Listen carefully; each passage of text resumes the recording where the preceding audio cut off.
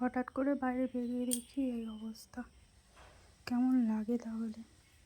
খুব শখ করে গাছগুলো কিনি আর হনুমানগুলো এমনভাবে খেয়ে যায়। আর কি করার আছে?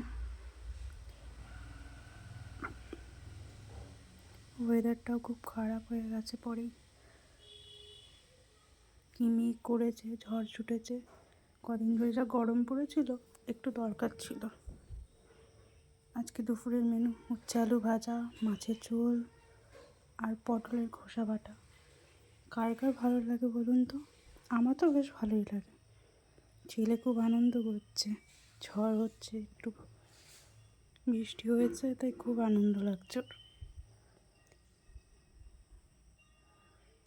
আমার ভিডিওটা ভালো লাগলে লাইক শেয়ার সাবস্ক্রাইব করে দেবেন। আজকের মতো তবে টাটা।